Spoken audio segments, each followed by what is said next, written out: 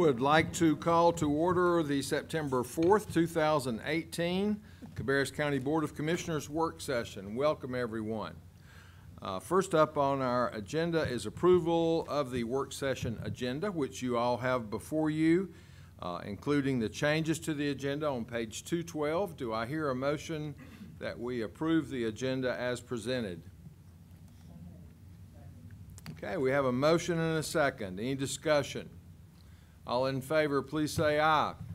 All opposed, no. That motion passes, and we move to discussion items. We are delighted to have with us tonight representatives from the Cabarrus County Convention and Visitors Bureau to present their marketing plan for 2018-2019. And we have Donna Carpenter and Michael Bonifosky. There you go. We call him that too. Okay. Bonifosky. He answers to just about anything. Good, good. I'm glad. Welcome. Thank you. Thank you for your time. We will be very quick. We at the CVB want to always remind everyone that when we're talking about our marketing plan and our funding, that we are funded by the hotel occupancy tax that is paid by the visitor at the hotel level. So there are no local taxes in these numbers that we are talking about unless a resident is spending the night, but that's a whole different subject. So anyway, so with that said, I'm going to turn over to Michael and let Michael talk about our marketing plan for this year, and you all have a copy of that in front of you, and feel free to peruse through that, and I hope you enjoy it. Yeah, great. Thank you. I just want to do a little bit of a history on this past year. We have entered into a relationship with Mower & Associates, who is our marketing agency of record for the last 2.5 years. The numbers that represent on that slide show a full year of actual implementation and execution for the plan. So with that being said, in terms of paid media, they've delivered over 78 million impressions for the destination. And I want to point out GA sessions, that stands for Google Analytics. So we've had 233,000 hits to our website, with 70% of the traffic coming from their paid campaigns. So to give you an idea, now that we've got a full year working with them, we will use these numbers as benchmark numbers going forward. So to put it into comparison, in 2016, 2017, they delivered 38 million impressions, and the traffic to the website was a little over 66,000. And what we're able to do is we're able to make changes quickly and efficiently. If things aren't working from a budget standpoint, or we're finding that traffic is not hitting our website, because that's our main call to action, bringing people to visitcabarrus.com, we're able to make changes on the fly. And we were subject to that last year, where we had a target group, and we felt they weren't delivering as well as they should have been. So we kind of shifted our strategies a little bit, and the end result was delivering a significant amount of impressions for us. Within this campaign paid, you're looking at paid social, you're looking at display, you're looking at TV on Hulu, various forms of medium, as well as TripAdvisor and digital radio.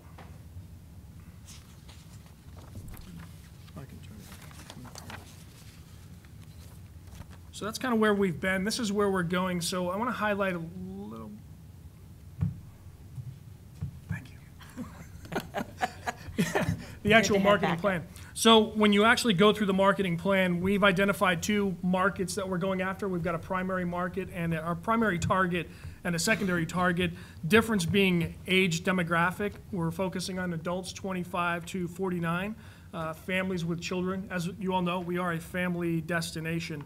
They have affinity of racing and or motorsports, but not one discipline of motorsports. We're not focusing on one discipline. We have multiple forms of racing and motorsports here, whether it be dirt track, NHRA, NASCAR, driving experiences, car clubs, things of that nature. So we're not just focusing on one discipline. Secondary target, we're looking at the younger demographic, adults 25 to 34 without children. So we found, based on our research through the agency, we work with a company through the state as well, and we're able to pull arrivalist data. So we're able to pull information as to where visitors are actually coming to Cabarrus County, with 30% of our overnight stays coming from and within North Carolina. We've got 13% coming from South Carolina, and we're really focusing on the 4 to 6 hour drive market, depending on where we're getting success, and we can kind of shift that quickly and efficiently. But I want to point out, again, proud to present the plan to you. It's broken down by groups, or it's broken down by departments and markets. So we've got leisure market, we've got our sales force who's out targeting groups, associations, what other markets? Sports. Sports, for instance. So, and they're all broken down into the individual strategies.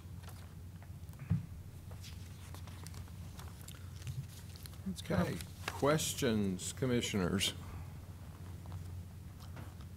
Or he was just taking a breather Yeah. in between. he's got Flipping one more. pages. I got a couple more. Oh, you got it, okay.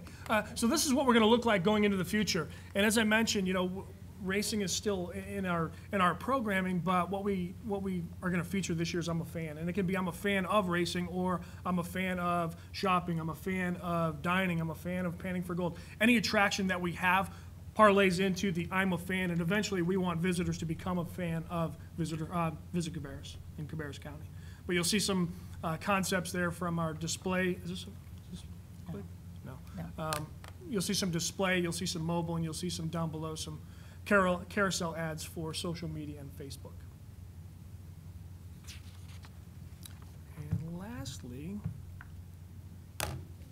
was it last month? 2 months ago, Donna and John Mills presented our destination guide, and I'm happy to present that we won an award. We won a national award, nationally recognized through ESTO, which is the Educational Seminar for Tourism Organizations. And this is, I can only explain how big it is, but it really is big when we're competing against top-tier cities like Kansas City, head-to-head, in addition to 3,000 counties, 50 states. It's a big deal for us, and I can't emphasize enough. So, the augmented reality piece for our destination guide was very innovative, and it was well recognized within the industry. So I'm happy to present that. And I was a bit excited. You can't tell by the picture. I know. I would be remiss if I didn't say, we not only won one award, but we also won, there were 15 categories of different awards, and we won the one that was for the printed collateral, but we also won Viewer's Choice, which are People's Choice, which consisted of all of the entrants into all 15 categories. So it was a really big deal. I really had nothing to do with it. Our team, our marketing team, good golly, I'd put them up against anybody, and I can't tell you how proud I was of to be able to stand up there. And the two people you see is Julie Henson and Kristen Cranford, and the two of them, we do this guide in-house. A lot of these other Tier 1 cities send theirs out, and other people do those, and we do them in-house. And Julie and Kristen, really, all of their effort is towards that guide when it's being produced, and they are the ones to be commended for a job well done. So, I think, and do we have any questions on the marketing plan? I think that was it, wasn't it?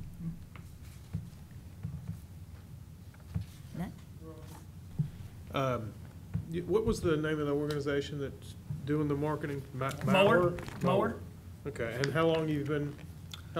This will be our full second year, so a little over 2.5 years. A little over a year and a half. This will be our full second year. Okay, and it sounded, I mean, can you go back to that first slide with the numbers?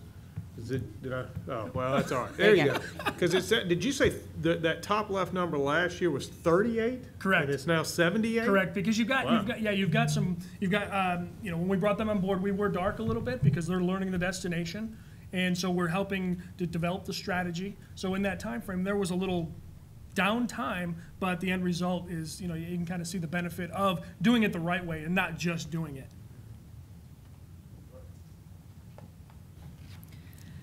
So Pam and I have the pleasure of serving on this board, and there's a lot of excitement and enthusiasm with the staff there that brings this to where we are today. So thank you guys for that. And I made the comment in our board meeting, this is like a beautiful marketing plan. I'd like to have one that looks like this and all, but this is really good. And so, but I wanted to just see if for the benefit of the viewing public, you might share some of the numbers that were in the recent article with the Tribune about tourism and the impact that it has on our community. Sure, be happy to. Recently, the state of North Carolina releases those numbers per county across the entire state of North Carolina. They are 2017 numbers. And our numbers came out, and we are ranked 12th in the state, which in visitor spending, which is a big deal if you think about Cabarrus County and the size that we are.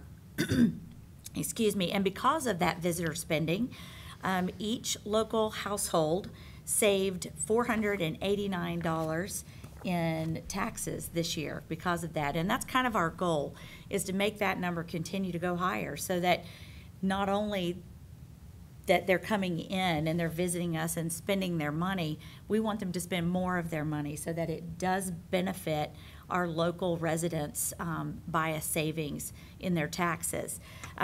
We employ over 4,580 jobs are attributed to hospitality and tourism here in Cabarrus County. And we had an increase in that visitor spending of 3.1% this year over last year. Well, 2017 over 2016. So there's lots of good information in there. You can, there's lots of other numbers. You can access those by going to our business site, which is www.cabcocvb.com. So all of those are on there. And we did a couple TV interviews to talk about those numbers also, so you can go back and look at WBTV and News 14, as well as the Independent Tribune. I just have one question on the marketing plan. Who all gets this? Where do you send this? How do you disseminate this information? The marketing plan is, it's basically an internal plan for us. And we will present that marketing plan to you all first, well, our board first, and then you all will receive this as we're doing today. And then we will go to all of the municipalities within the county and present that marketing plan so that they're aware of what we're doing this coming year and what our plan is. And if anybody else wants a copy of it, they're more than welcome to let us know, and we're happy to send that to them. I guess one of the first things I would say is, I haven't seen a lot of this, but then I don't think I would be the person you would be marketing to. You're marketing to people that are not already here, right? Exactly. But with that said, it would be nice, everyone who lives in this community is a member of some sort of association, whether it's through your church or through your work. And we would encourage you to reach out to us. It's a free service for us to be able to do that for you. Reach out to us, and let's get your organization to come here to Cabarrus County and have their meeting or convention here, or even board meetings. We service up to 20 people. We're happy to have a meeting of 20 people here in Cabarrus, up to 500. So we're gearing up to be able to host the RNC when it's coming, so we'll be working directly with Visit Charlotte on making sure that we're prepared for that and getting our hotels filled. So yes, but ultimately we market to people outside of this community to bring people here so that they spend their money and then go home. I think people would be surprised, really, at the number of groups that do come here. I was welcoming a group of extension agents from across the state a couple weeks ago, and that was one of my comments. As you just said, we're glad you're here. Go down the street to Concord Mills, and please leave a chunk of your money in Cabarrus County while you're here. That's right. In hopes and in reality that it trickles back down into our community in many different ways. So the Fire Chiefs Association, the North Carolina Fire Chiefs Association, is another very large event that Ray brought in here and is very successful for us, and many, many more. Yes. Yes, yes, and we are bringing the North Carolina Association of County Commissioners here Yep. for their annual meeting That's in right. 2020. That's right. So we've already started work on that. Well, thank you very much. You're welcome. Thank you for the Thank work you. that you do. Congratulations on the awards. Thank you. On the Visitor's Guide. As you know, I distribute those at my place of business. And we appreciate that. The shelves are empty. We're completely out. People, and that's mostly local people or people from surrounding communities, enjoy picking up those Visitor's Guides. And so it serves the local area as well as outside. And that's so- why we don't call it a visitor guide anymore. We call it a destination guide. Destination Guide. Yep. Very good. All right, thank you very much. Thank you. Okay, we move now to Infrastructure and Asset Management, Frank List Park Lower Lot Restroom Project update. We're happy to have Kyle Billifer to bring us up to date on that. Thank you. Michael Miller will be joining me also. Wanted to provide a brief update of the lower lot restroom, which if you're in Frank Lisk would be below the tennis courts. Actually, the month earlier, the finance director and I were up here to add funds to that account, if you recall. So this will be a brand-new restroom that is built in a brand-new sewer line that goes along with it. And part of the process with that sewer line is to increase our sewer capacity off that side of the park. Since currently from those areas that do need sewer, we're having to pump to different lines. So as the park ages, this is part of kind of killing two birds with one stone. So if we can move to the next page, I can kind of just show a brief layout of what the lower lot restroom will look like. If you could shrink that size, I don't think we just need to see the toilet. You can see the whole layout. That's okay. Okay, and can you scroll down one page, please? That's it. To give you an idea of what the restroom will look like, this is very close to the Philip Morris shelter. Specifically for that design, that area has a lot of amenities that are rentable, and we have not had a restroom. You would have to walk up the hill to what is known as the lake restroom to go. So this would be split-faced block. A pretty large storage room by Parks standards, an electrical room, and then the two restrooms. Some of the design on there are going to be alternates, so the actual windows in the top of it are alternates, just in case cost becomes an issue as it comes in. We've made all the color selections with the Active Living and Parks Department already, and we're looking to bid in the end of September. And this will be an informal bid. Any questions about it? You can scroll down one more if they want to see the actual design. Yeah, that gives you an idea of the rendering of it.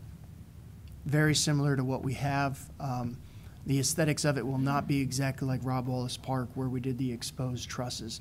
This will blend in more with the different types of shelters that we currently have at Frank Lisk Park. In fact, the colors are being chosen to match it, other than the block will be a little bit darker than what's throughout the park currently, just because it stains less and it won't be sun faded.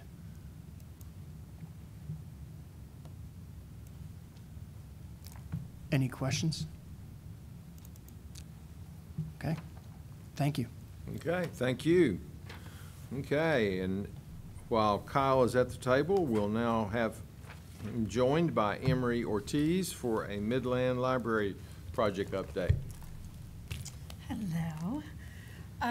We are hard at work on Midland. We've got a bunch of different people working on it, Kyle included, and that whole team. For the library side of it, we are right now focused on furniture, and I'm currently working on getting quotes from vendors for furniture, hoping to have something finalized by the end of this week in terms of who's going to give us the best pricing. And then once we have a plan to actually get things into that space, I can place the order, and generally, historically, it takes about 6 to 8 weeks to get things in. Hiring, I just spoke with HR today, and we should be getting those positions posted soon to hopefully hire, I'm thinking late September, early October. And as far as books go, we've got all of the carts and things ready to go to just press the order button on. We just need a place to put all of those books. So that's where we're at on the library side of things. Lauren, could you bring up what I had emailed you? This is the latest and greatest layout. Could you rotate that for me? My fault. I should.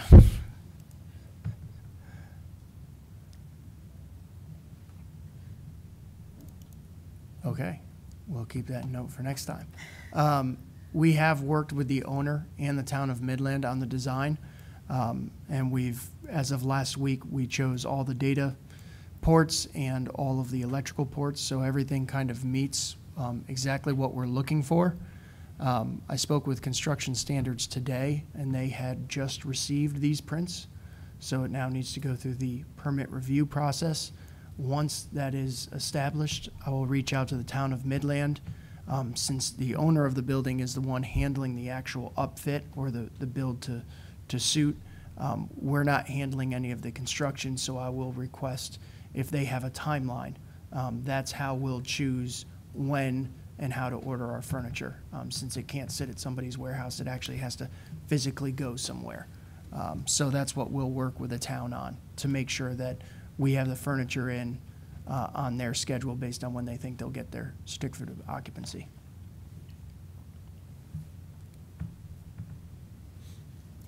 So I think it would be safe to say that we're not going to get the October opening date like we had anticipated. My last email with the town of Midland expressed that they still wanted to open the space in October. They're very anxious. It's not the county's contractor. As soon as they have a permit, the owner might have a contractor that can work and pull that off. I'm not going to say it can't be done. I'm just going to tell you that the county has no dealings with the contractor, and I don't know if those people are already under contract. I know that the plans came in today. I spoke with Construction Standards, and I'll be meeting with them about those plans tomorrow. Okay, well, obviously, they always have lots of questions for me when I'm down there visiting, and so I like to sort of try to keep them abreast of what's happening on the county level, but I understand Mr. Presnell, he's the owner of the building, and I think he's doing the upfit. I was down that way just last week one day, and so they're making some pretty good progress on it, I think, with the structure part itself. Yes, they have a current permit from Yeah. my understandings of it, is to subdivide with drywall, to subdivide that space into subtenant spaces. But the upfit plans for ours were just received. I believe it was actually they were received in the system yesterday, but I found out about it today. Okay, well, that's good. I appreciate all your help on this, yours and Emory's as well. Thank you. Yeah, Commissioner Shute, the funding is in place from the county's perspective, so it's a matter of just ordering the equipment and furniture to get it here. And have you started recruiting? Have we started the recruitment process of the? For hiring. The job postings should go up in the next week or two, from what I heard for all the FY19 postings. Right, okay. And again, once we have the final quotes on the furniture, we can order, but we need a time frame on them because it just can't be delivered to a space that doesn't have its CO. Plus, we don't want to have to be moving it around nowhere. We'll put it where it goes and forget about it. More so, we don't have space to store it ourselves is what I'm concerned about. Very good. We've been talking about this for at least since 2012, perhaps earlier. So it's nice to see it coming to pass. Thank you both. Thank you. Thank you. Okay, we move now to discussion items for action at our September 17th meeting. First up is Cabarrus County Schools Contingency Fund request for Hickory Ridge Elementary School, and we are happy to have Susan Farrington at the table. The Cabarrus County Schools has reached out to us with a need for their new elementary school of $600,000 from their contingency funds due to some of the removal of mass rock. It says 8,500 cubic yard allowance as part of the original contract amount. It was anticipated to be removable by machine based on their preliminary geotechnical data gathered, but it's not and will have to be blasted. So there's a need already to tap into their funding of $600,000 again. Their funds that we have allocated to them for the whole project is $1,075,000. So They're there to discuss this tonight at their board meeting with approval anticipated on September 10th. Okay, so these funds have already been allocated. It's just in a contingency, that's why it has to come to us each Correct. time. For the school projects, we keep our contingency for those in the capital reserve funding, and they have to come to the board to request the funds to be moved into the project. So this agenda item, if approved, has a budget amendment to take the money out of the capital reserve fund and put it over into their construction fund so they can spend it at that point. But we can't just arbitrarily spend the contingency money without there being a request made. And the reason that I ask that question is I hear comments from the public all the time, and they say, every single time they find rock, why didn't they know in advance there was rock? Well, they did. They did. Probably. But it was just funded this way, and having been out there at the groundbreaking for the Hickory Ridge Elementary School last week, I was able to see firsthand the rock that they're talking about, and it's pretty significant, but thank you. Any other questions? I just have a comment, you know, in reference to this.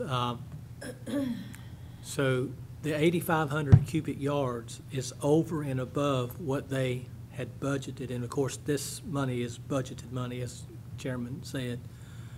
But the only thing that sort of scares me is, and I don't know how you get around it, because we did the same thing with the high school, how do you get around these type things? But when you got $1,075,000 in contingency, and then all of a sudden, because of more rock than you anticipated to the tune of $600,000, that comes right out of your contingency, leaving you $475,000, and we hadn't laid the first block of that school yet. That's what scares me. So how do you get around that? Question that people ask us. It looks like we're going to have to pay better attention to who takes care of these bids when they go in and estimate this, because undoubtedly, you know, to have two in a row like this where they're hundreds of thousands of dollars over what was anticipated, you know, that is troublesome to me. I don't mind sharing it with you, because it troubles me because, you know, we no doubt are going to be building more schools. And you can just imagine that if we use up our contingency because of rock, then we have nothing else left except come back to the general fund for more money to finish the school. And so I think that this needs more attention than just saying, well, we'll transfer the money, because it's got to be done. But on an ongoing basis, though, this is going to need more attention about rock allowances and things of that nature with the school board. And that's just my thoughts on it. I don't know how everybody else feels, though, but it scares me going in. We would never go into an elementary school project like this with $475,000 contingency. Right.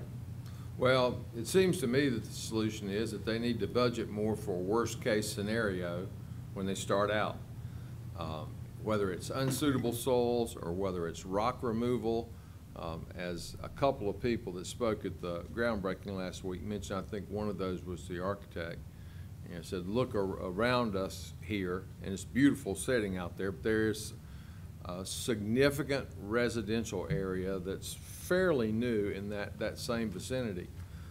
And he pointed out, in talking about the topography of that lot and how it's stepped down multiple stories, you know, in many areas of the county, the home builders have come in and picked the most desirable, easiest pieces of land to build on. The flat tracts that don't have topographical issues and rock issues and things of that nature. And so a lot of times we're dealing with the less desirable pieces of property. And I think I agree with you. I think they should maybe do a little better job of anticipating that, so that everything doesn't sound like a surprise, because it really isn't when you're dealing with these challenging pieces of property. And you know, certainly I know a lot of y'all have had a lot more experience than I have dealing with those, but I agree with you. We ought to know it up front, or at least plan for it up front. And that even, and you touched on this too, Steve, and that is with the prime property being taken up for development because of the lay of the land and site developments and the size of tracts that we need to build schools on, that narrows our search down. And sometimes you have to take what you don't really want, but you've got to build schools, and so therefore you have to take a less desirable piece of property. And this is the kind of thing that comes with it when we do, which is all the more reason, if any way at all possible, to land bank. And actually, we're really way behind on land banking. We should have done that years and years and years ago, but what we should have done then, it's not helping us now, but if we could have had the foresight to get some of those prime spots ahead of time, it might have prevented some of this, which would save the county money in the long run. But anyway, it is what it is, and we have to do what we have to do, but we just really need to talk to the school board and have them talk to their people when it comes time to bid these things, and try to be a little bit more on track instead of being so far off all the time. 100,000 is a lot of money, but I'd rather absorb 100,000 than 600,000 or whatever we had to do on the high school. All right. Other questions or comments? Okay, thank you very much. Next item is Central Area Plan Interlocal Agreement Modification, and Jonathan Marshall will talk with us about that.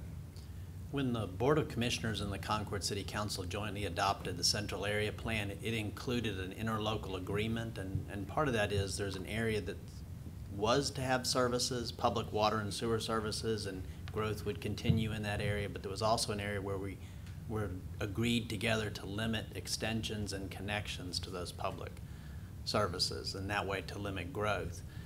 We do have some parts of that area where we limit the public services, though, where Concord already had some lines in place, whether it be sewer lines or water lines, and it's primarily water lines. So these are, this particular amendment to the interlocal agreement or modification to it are two lots that are somewhat near NC 73. One is off of Lake Lynn Road, and one is in the Sleepy Hollow development off of NC 73, and both have public water lines adjacent to them. And there's folks who want to build on those lots and would like to connect to public water. The city has agreed to those connections as long as there's a modification to the interlocal agreement, so that's what this is. And we don't see this. These were existing lots that are currently vacant that someone owns and just now wants to build on, so we don't see this as wholesale growth, and agree that it's a good idea to permit them to connect to those existing water lines.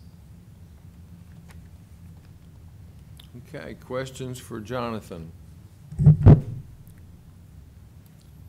Okay, you did a good job explaining it. And we'll move to item 4.2, proposed wireless telecommunications tower at the Cabarrus Arena. Unfortunately, Sylvie Langevin, who is a consultant with PRS that does work for us, is not here.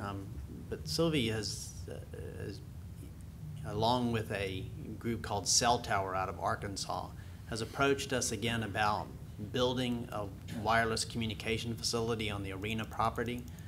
It would be behind the arena in an area that's currently unused, as they proposed. We have, as you're aware, we have a lot of issues in that area with coverage. There are a number of companies looking in that area. This would be potentially a multi-tenant tower. They have one carrier that's interested right now, but they'd like to go out and secure that particular carrier and then move forward with the tower, but also have the ability to add carriers over time. Under their proposal, they would start at one rent rate, leasing the property from the county, and then as they added carriers would increase that rent. This is really just the beginning of the process. What we're asking for is for us to begin negotiating that agreement, and then we would bring that agreement back to you for approval. I know Commissioner Hsu had a question about the proposal that I did not have the answer to, and I'll need to ask Ms. Langevin, and that was about that they would search within a 2-mile area around the arena. They really have actually, we met with them and they've narrowed it to a particular site and have done some of their initial testing based on that site, but I need to get an answer for Commissioner Hsu about that part of that proposal they sent to us.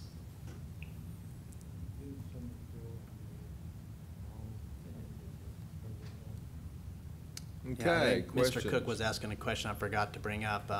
We did have a tower that was approved on a private property adjacent to the arena.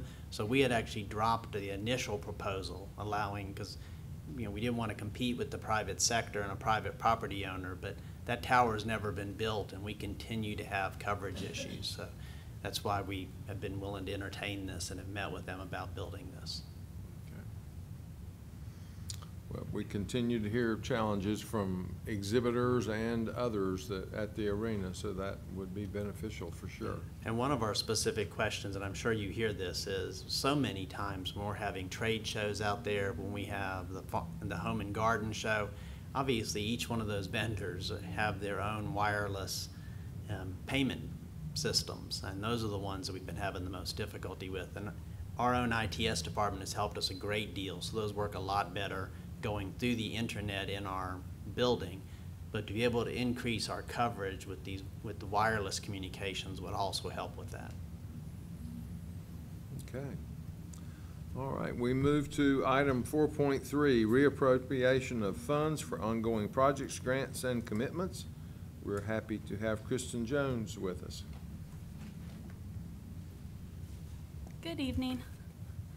So just like in August, I presented a list of county projects that we are proposing to reappropriate from FY18 to FY19.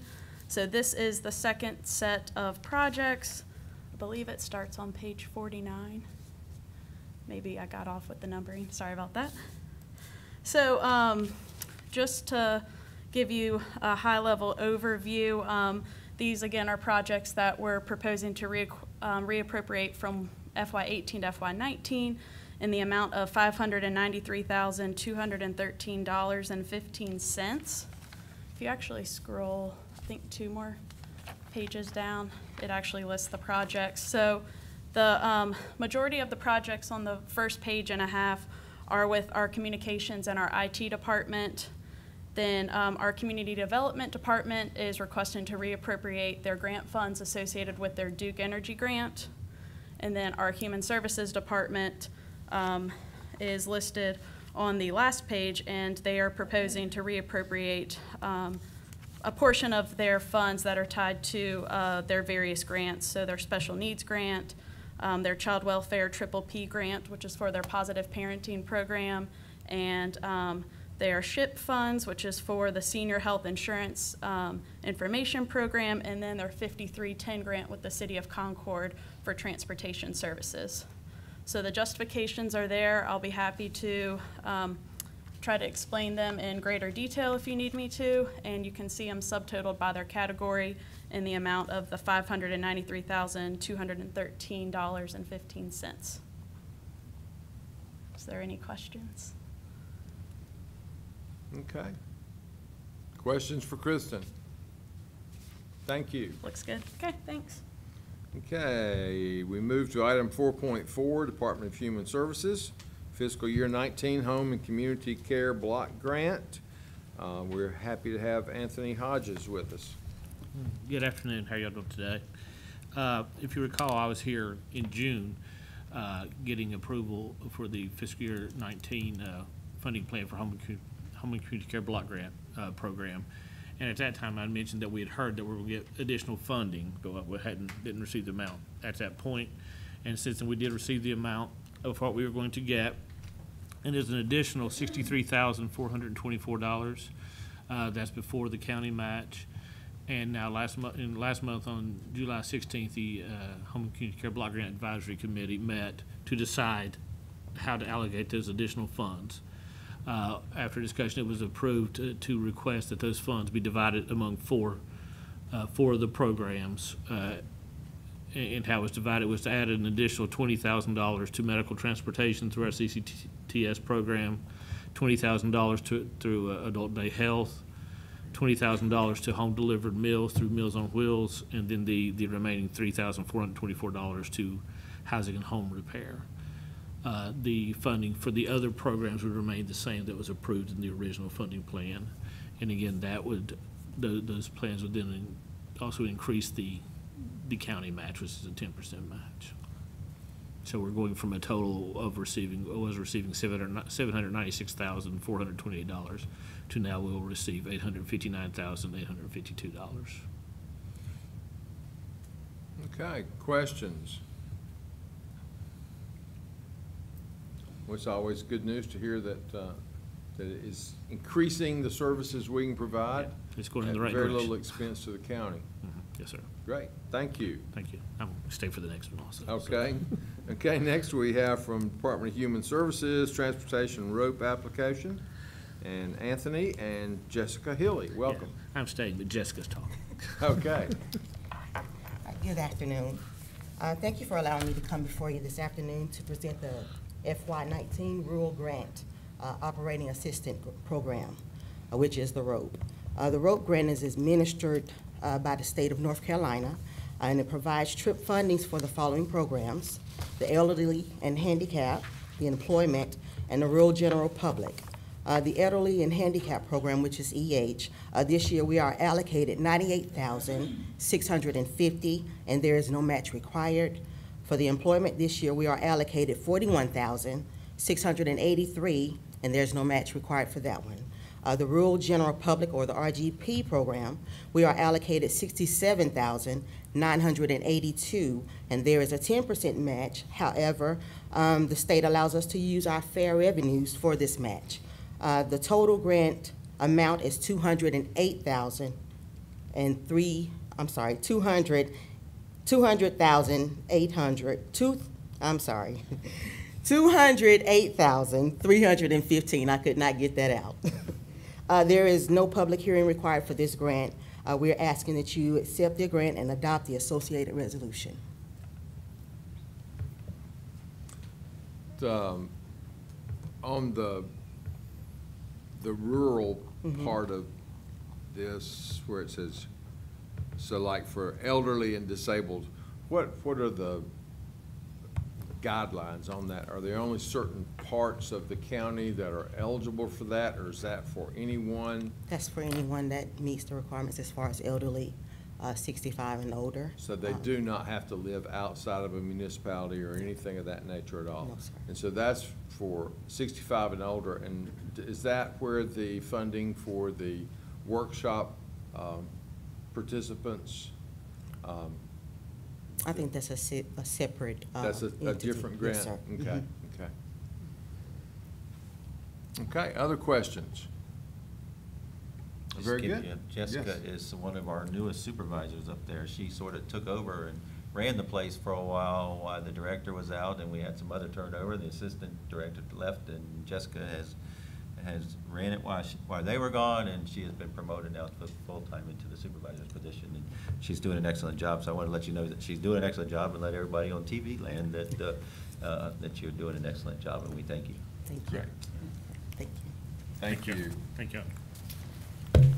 Okay, we move to item 4.6 from Finance, Small Projects Fund Update for new soil and water easement grants.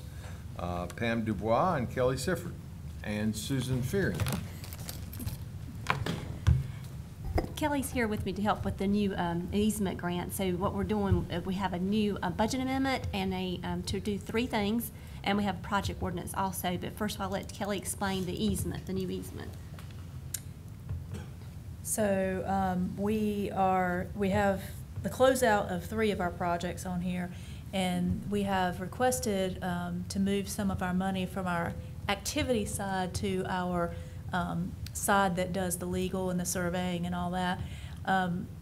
As you know, it's kind of cyclical in how these things fall. So we have two projects open this fall, so we're requesting to move $12,000 of the activity money into that to cover some of the cost of the surveys and things that we commit to as part of those projects. So that's part of the request. And then we have the three projects that we're closing are the Clark Creek project, in which we bought the 20 by 20 floating dock that we use when we do take students out there and to observe what's going on in Clark Creek. We have the Cox Mill project that was $529,818.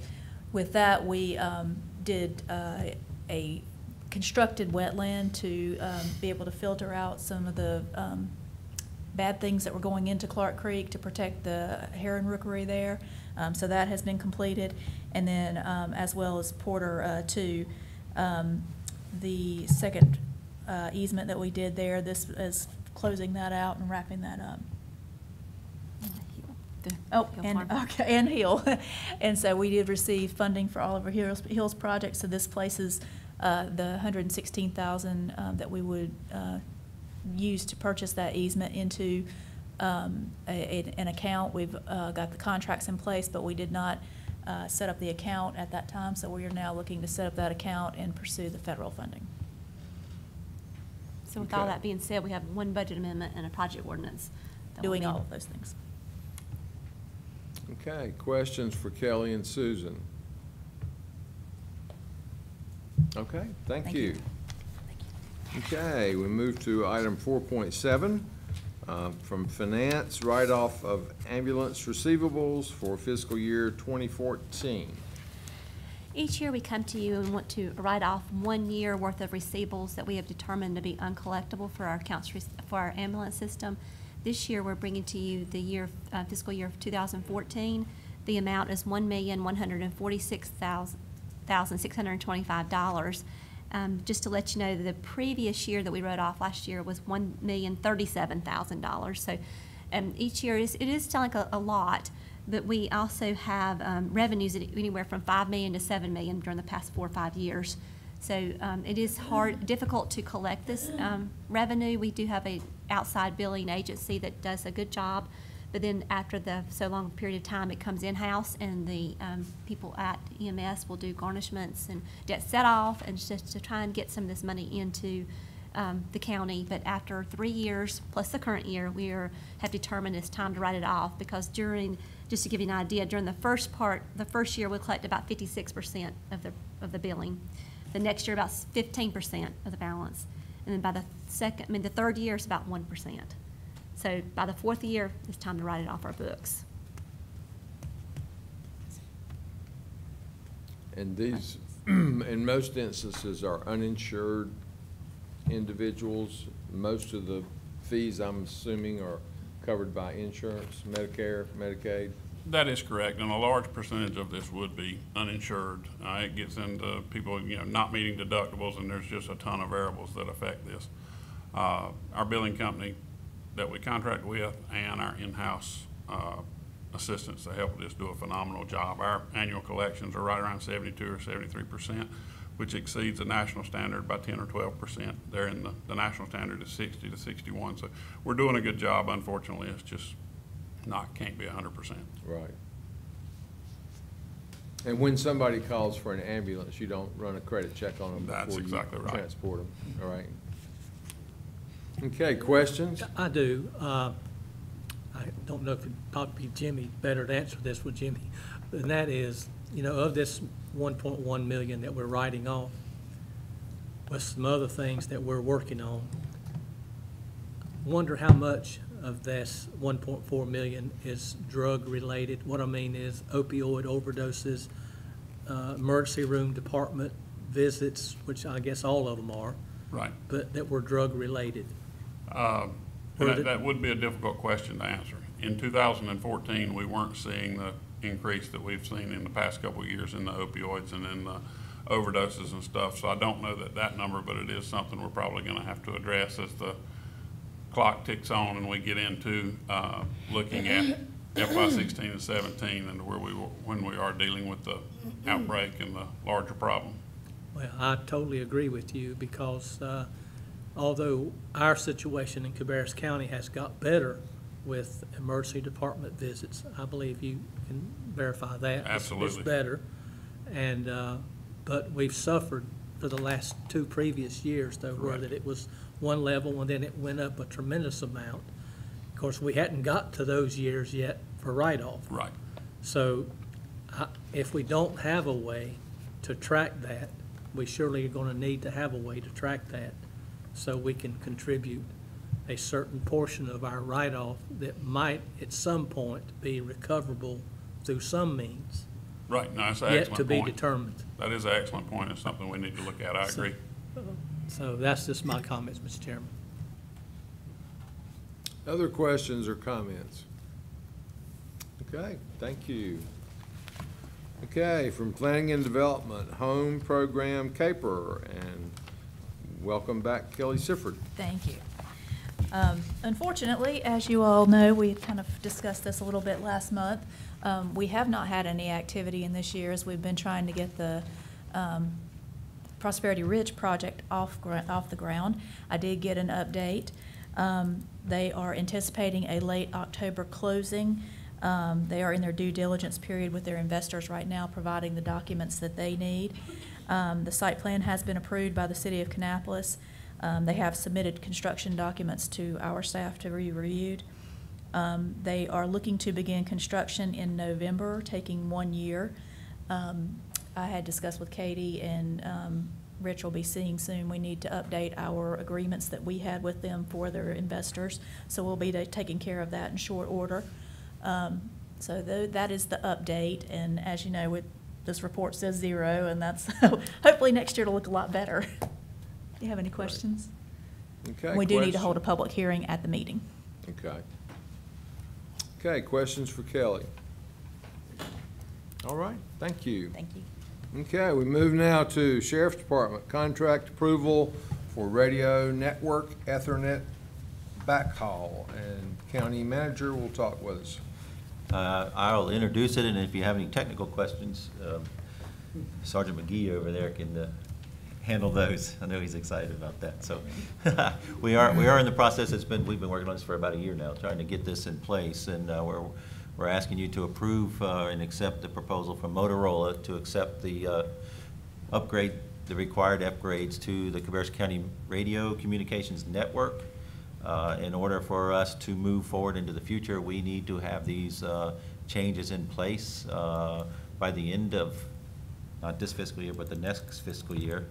It's going to take a while to make that happen. We have worked with the cities of Concord and Kannapolis, and we divide this amount up at 40% for the county, 40% for the city of Concord, and 20% for the city of Kannapolis. And that is based on the number of towers and the amount of equipment that's on the system.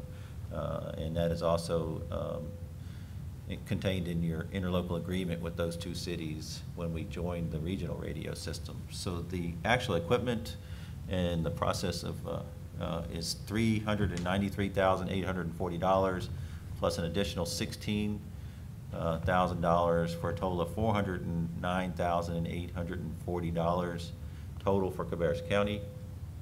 And again, that is our portion of it. The cities have both budgeted these funds to cover their expense in this current year's budget. So we're asking you that you approve this so that we can get started as soon as possible. And this is budgeted in your current budget. This is not new money. It's budgeted for this year in your capital improvement budget. Okay, questions for? I have one that's, I guess, more of a curiosity. When the wording says that all routers on the system will have to be Ethernet capable by 2020, is that, is that a hard and fast date because of some rule or regulation, or is it just because technology is changing and we've decided, hey, we better get there before that date? Or, I'm just curious about who's driving that. I'm not saying I disagree with what we're doing. I'm just trying to figure out where and who does it come from. Motorola's driving that. I did ask them for documentation saying that they're moving all of their networks off of the T1 network is what we currently have, and they estimate by 2020. Of course, in our case, the RNC may either move up that timeline or actually move it back a little bit, but that's definitely something that's driven by Motorola. And this is the system, we're part of the regional system, so it's not just us and Concord and Kannapolis. There's a 5 or 6 county region, and all of the systems that are within there all are having to do this as well. So. Out of curiosity, does anybody know how old the T1 system that we have now is? We upgraded in 2011, 2012 to the digital system. Before that, when Chris Linker supported it, it was still the T1 system, but I'm not sure what the age was before that. So prior 2011? Correct. Okay. Thank you. Okay, other questions? All right, thank you. Thank you. Okay, next item, 4.11, North Carolina Association of County Commissioners, solicitation of county legislative goals. And county manager will discuss that. Okay, I can start the discussion and then we'll have you respond as well. Last year, or 2 years ago, you presented or submitted several goals. And these are legislative goals that we want our North Carolina legislators to consider and hopefully move forward in some cases.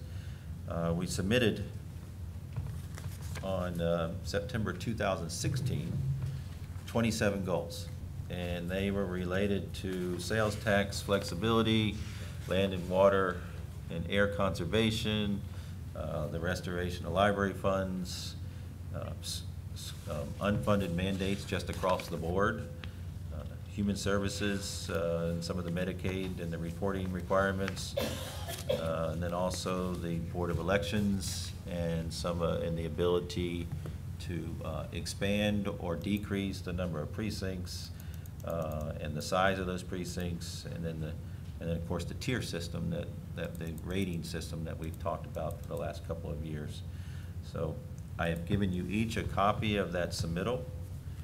In addition, Lauren has made a copy of our last meeting in a box with our local legislators and the conversation and the responses back from there. So the association is asking this is the second year of the biennial, so they're ready to go ahead and create their next round of goals, legislative goals as well.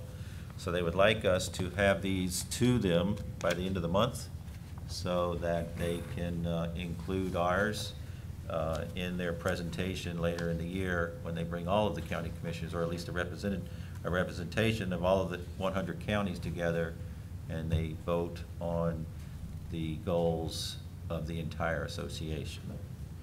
So what we are asking for you to do is to consider these goals. Are they still relevant? If not, we need to drop them. If they're no longer anything that this board thinks is a priority, then we can drop them as well. And then maybe as we learn more and more when we're addressing our legislators, they have very little time to read and read and read, so they need it in short bullets. So is 27 the right amount of goals that we submit, or do we condense this number of goals, maybe combine a few if they're still the ones that are important, but maybe submit a smaller list for consideration? You have talked quite a bit in the last few months about the flexibility in the quarter-cent sales tax for the use of schools. So we need to get that back in front of our legislators as soon as possible. Also, the school construction bond would be an additional one that we would want to try to get to them as quickly as possible. And of course, the lottery proceeds, they've done a pretty good job this year of maintaining what we had, but of course, we will always look to improve or increase those numbers as much as we can. So with that, I'll turn it over to you, Mr. Chairman, or I can take some notes if you've got any other suggestions that you would like for us to pass on your behalf to the association and for them to consider later on in the year. And when are these due back to the association? I believe it's September 22nd, right? 21st? 21st, so you got a couple weeks. Right. So if you're not prepared, if you want to have some conversation tonight, or if you want to send them to me over the next week, Lauren and I can put them together and we can get a document back out here for review prior to us sending them out. So what's your pleasure, commissioners? You want to study these a bit and each submit back, or would you like to have some discussion tonight? So I would just say, so this is the legislative conference I think I went to a while back, where everybody comes together from the 100 counties. And yes, ma'am.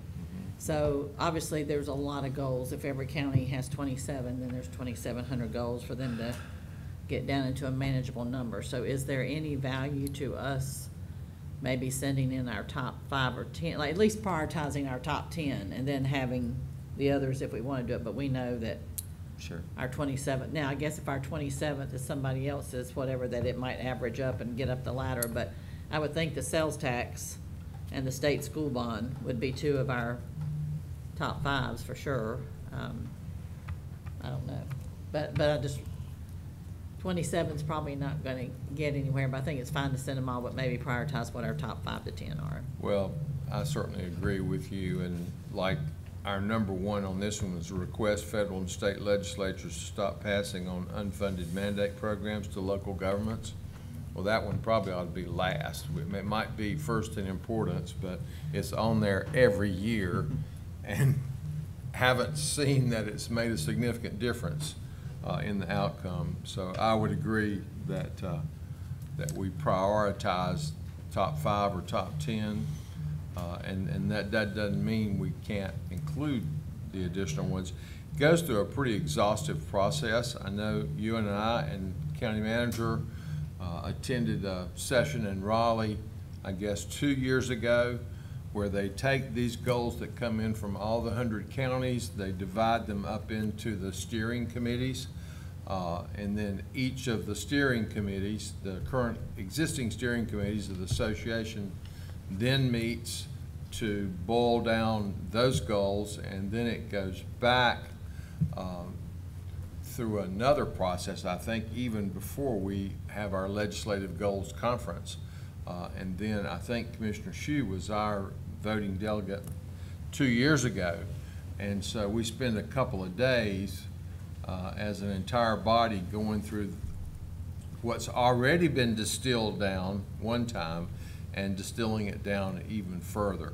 It's a very, very important process. I mean, we have a staff of advocates with the state association that are in the General Assembly every day, advocating for those goals we decide on. So it does make a difference, especially when our goals line up with a lot of the other counties.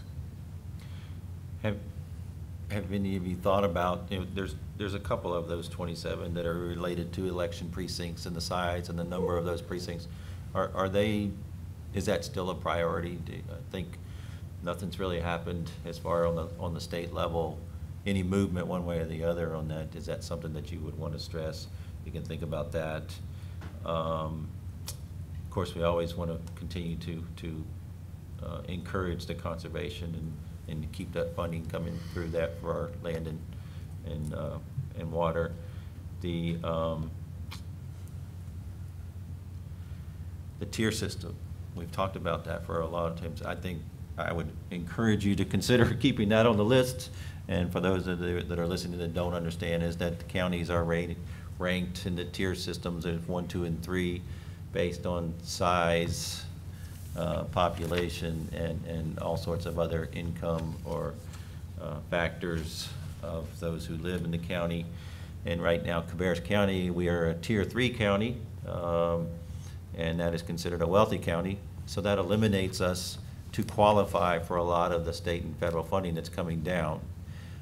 And I say that is because we've talked about in the past of maybe advocating for a split tiered system, simply because our smaller communities of rural areas of Mount Pleasant and Midland need these funds, but they're not allowed to even submit requests because they don't qualify because they are inside of a tier 3 county. So I think that would be an important one to consider for you to want to pass on.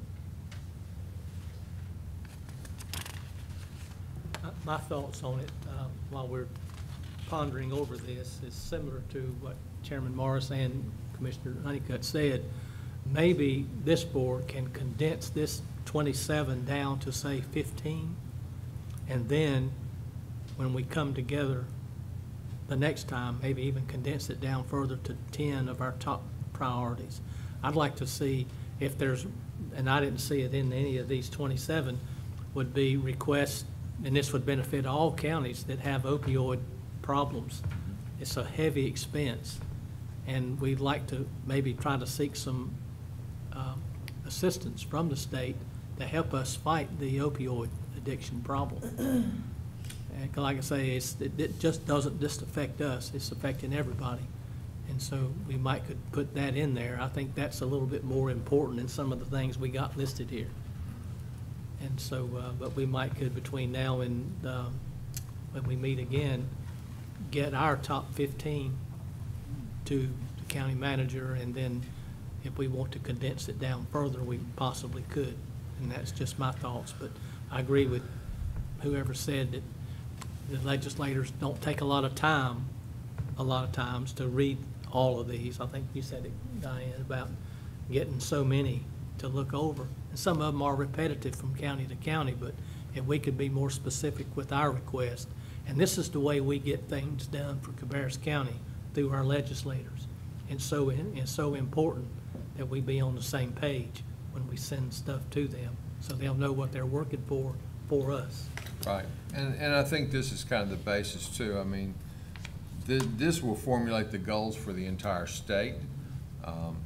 We still have our list of goals that may be particular to Cabarrus County, and as he mentioned with the meeting in the box and other interactions that we have with our legislators one-on-one throughout the year, we may have a list in addition to that we might want to pursue. Our next regular meeting is on September 17th, and if these are due on the 21st, if everyone could take a look at those and at least be prepared by our regular meeting on September 17th, if we need to have some discussion or either submit them to the clerk to combine that list. Yeah. Does that sound agreeable? Two more things. We need to think about mental health and the ability, or the units, the beds, the available beds for the treatment centers. It's just not there. And then with your new initiative on the early childhood education, if there's somewhere that we can search out some opportunities to attract some funds here to help get our program started as well. So I think be thinking about those as well that we could add. So those, and the reason I bring those up because they're two of your major initiatives that you're thinking about anyway. So I think we need to try to enhance those as much as possible. Absolutely. So my question is, if we end up with 25, that's fine. Could we just prioritize them maybe in the orders of which, if we, you know, and if there's some that we can combine. So would it be possible? So obviously you kind of know what they are. Can you kind of take that and start a list and prioritize it and then send that out for us to review? Yes. And then at least we all start out on the same page. Sure. And then are just talking about any changes or concerns, or maybe reordering if we feel like something's different. Would that be possible? And then you also know more, you're the continuity in what goes on across the state, what we might have a chance at, and what we, you know, where there might be multiple counties involved, like the opioids. That might be one that with multiple counties, it carries more weight, might get further, as opposed to something that's maybe just county specific, although we certainly still need to advocate for that. But where would that come in line? I will get you something out by the end of the week. Is that one? To review. Yeah, I guess I would be more in favor of keeping the number. I mean, if we have a goal, don't be afraid to list it, because as you said, the process, and I've not been part of that process, but it's gonna get boiled down at a different level. So if we've got 24, we've got 24. But as Commissioner Honeycutt has said, having them in kind of an order that we think in priority, I think that's the way to go. So it sounds like, you know, we're on that track. Mike's gonna get something out by the end of the week, and then we'll be ready to go for some discussion on the 17th, and then submit it on the 21st. Yeah. Okay, very good. Okay, we move now to item 5, approval of the regular meeting agenda.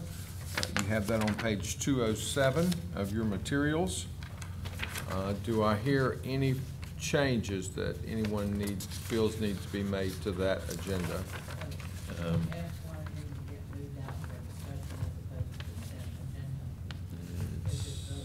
Goals, yeah, I think so. Would say that would be a good idea. So we will be changing F1 to G2.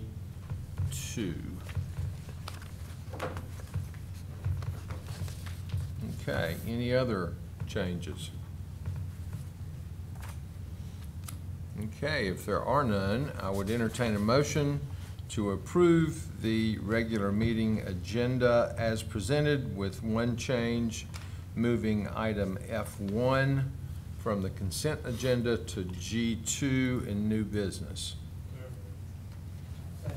Okay, we have a motion and a second. Any discussion? All in favor, please say aye. All opposed, no. That motion passes. Wanted to, should have done this at the beginning of the meeting, but we are wanting to welcome back our county attorney, Rich Cook. He's been away from us for a few months, and we're delighted to have him back at the table. Thank you. Glad to be back. Great. We do have need of a closed session tonight, so at this time I would entertain a motion to go into closed session to discuss pending litigation and acquisition of real property per North Carolina General Statute 143-318.11 A, 3, and 5. Okay, we have a motion and a second. Any discussion? All in favor, please say aye. All opposed, no. And we are now in closed session. Thank you.